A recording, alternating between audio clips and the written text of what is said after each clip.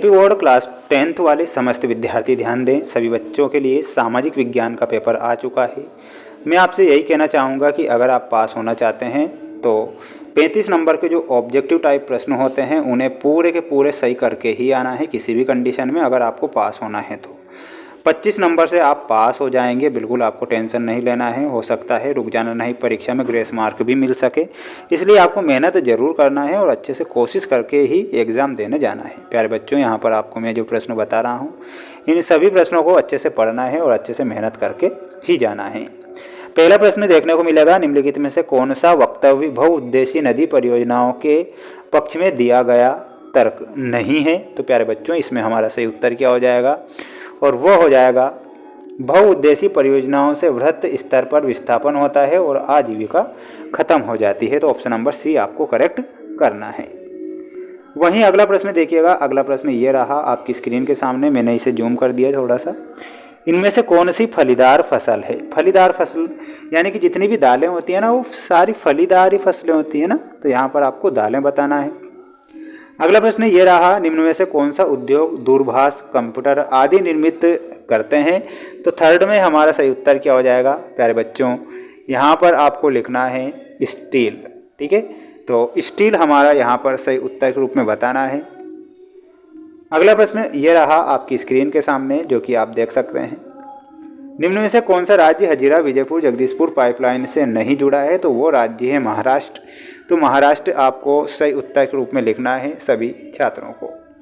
ठीक है, देखिएगा यहाँ पे थोड़ी सी मिस्टेक हो गई कि निम्न में से कौन सा उद्योग दूरभाष, कंप्यूटर आदि निर्मित करते हैं, तो वो सूचना प्रौद्योगिकी होता है ना, सॉरी यहाँ पर। इसके बाद में अगला प्रश्न बता देता हूँ। अगला प्रश्न ये रहा आपकी स्क्रीन के सामने। प्यारे बच्चों, अगर मेरी ये मेहनत आपको 1% भी अच्छी लगी ना तो आप चैनल को ज़रूर सब्सक्राइब करके रखें, क्योंकि आपका जो रिजल्ट होगा ना मेरे द्वारा इसी चैनल पर देखने को आपको मिलेगा। नेपोलियन का इटली पर हमला कब होता है। तो प्यारे बच्चों, नेपोलियन का इटली पर हमला 1797 में हुआ था। ठीक है, गांधी इरविन समझौता 5 मार्च 1931 गांधी इरविन समझौता होता है, तो 5 मार्च 1931 करेक्ट कर देना है। वहीं अगला प्रश्न आप देख सकते हैं आपकी स्क्रीन के सामने, ध्यान से देख लो और अच्छे से इन प्रश्नों को कर लो आप याद। अफ्रीका में 1890 के दशक में नामक बीमारी बहुत तेजी से फैल गई थी, तो उस बीमारी का नाम क्या था। उस बीमारी का नाम था रिंडरपेस्ट। क्या था, रिंडरपेस्ट। औसत आय को आय भी कहते हैं, तो औसत आय को प्रति व्यक्ति आय भी कहा जाता है। तो यहाँ पर आपको क्या लिखना है, प्रति व्यक्ति आय। तृतीयक क्षेत्र को भी कहते हैं, तो तृतीयक क्षेत्र जो होता है उसे सेवा क्षेत्रक के नाम से जाना जाता है। यहाँ पर लिखना है सेवा क्षेत्रक। स्क्रीनशॉट लेते चलना है, अच्छे से मेहनत जरूर करना है, और बिना मेहनत के कुछ नहीं होता है ना। बैंक पर देने वाले ब्याज से ऋण पर अधिक ब्याज लेते हैं, तो किस पर लेते हैं, इसमें क्या लिखना है, जमा राशि पर। लिखिएगा जमा राशि पर। ठीक है, वहीं अगला प्रश्न ये रहा आपकी स्क्रीन के सामने जो कि आप देख सकते हैं।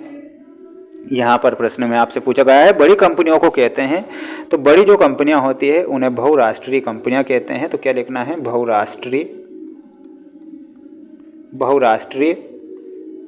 कंपनी की पूजा सदियों पुराना जनजातीय विश्वास है, तो किसकी, तो यहाँ पर क्या लिखना है, प्रकृति। तो प्रकृति हमारा क्या हो जाएगा, सही हो जाएगा।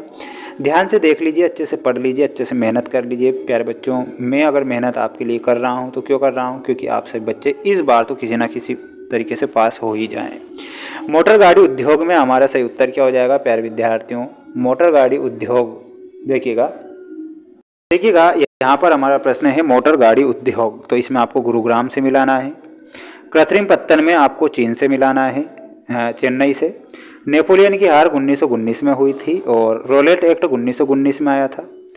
जेम्स वाट में आपको भाप का इंजन और संघ सूची जो विषय है प्रतिरक्षा विज्ञान का विषय है, आपको इसका ले लेना है स्क्रीनशॉट।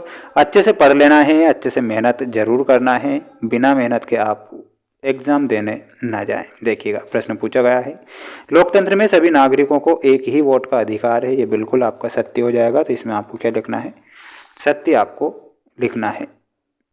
वहीं अगला प्रश्न दिया गया है हरियाणा राज्य की प्रति व्यक्ति आय सबसे अधिक है, तो ये भी हमारा सत्य हो जाएगा, तो ध्यान से आपको इसमें सत्य लिखना है। मनरेगा कानून 2005 से लागू हुआ था, ये भी आपको सत्य है। कोलकाता एक समुद्री पत्तन है, ये भी आपको सत्य के रूप में बताना है। अगला है जनवरी 1923 में असहयोग और खिलाफत आंदोलन शुरू हुआ था, तो ये आपको असत्य बताना है। 18वीं सदी तक महीन कपड़े में अंतर्राष्ट्रीय बाजार पर भारत का दबदबा था, तो ये बिल्कुल आपको सत्य के रूप में बताना है। वहीं अगला प्रश्न देखिएगा, अगला प्रश्न ये रहा आपकी स्क्रीन के सामने। पूरा पेपर है जो कि आपको ध्यान से देखना है और अच्छे से इन्हें याद करके ही जाना है। बिना याद किए एग्ज़ाम देने ना जाएं, यही मैं आपसे कहना चाहूँगा। ध्यान से देखिएगा, वह शासन व्यवस्था जिसमें एक ही समय में दो या दो से अधिक सहयोगी राजनीतिक दलों द्वारा गठित सरकार क्या कहलाती है? तो उसे कहते हैं गठबंधन सरकार। तो क्या करेंगे यहाँ पर? गठबंधन।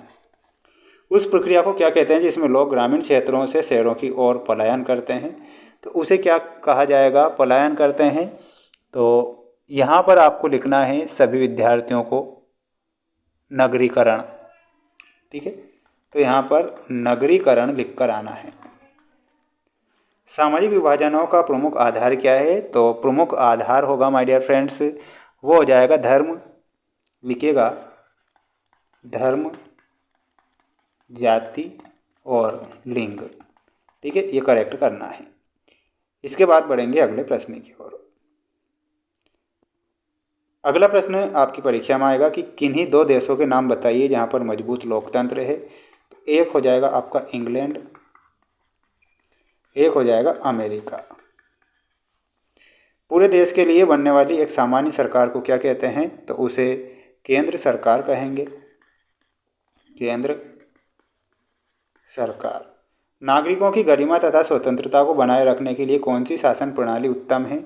तो वो हो जाएगी प्यारे विद्यार्थियों संघात्मक शासन प्रणाली। ठीक है, तो लिखना है संघात्मक शासन, ये ध्यान रखना है। इन सभी प्रश्नों को अच्छे से पढ़ के जाना है। मेरे द्वारा जितने भी प्रश्न आपको बताए गए हैं अभी तक और जितने भी चैनल पर मैंने वीडियो डाल रखे हैं वो सभी मोस्ट हैं, किसी प्रकार से रियल या वायरल नहीं है। अच्छे से मेहनत करके जाएं। अगला जो सेट पेपर होगा वो भी बताऊंगा, यानी कि सेट पेपर के माध्यम से पढ़ना है, जिसमें संपूर्ण सिलेबस मैंने हर प्रत्येक वीडियो में मोस्ट प्रश्न बताए हैं और ध्यान से पढ़ के ही जाना है। किसी प्रकार से रियल या वायरल के चक्कर में नहीं पढ़ना है। चैनल पर नए हैं तो चैनल को ज़रूर सब्सक्राइब करें। मिलते हैं नेक्स्ट वीडियो में।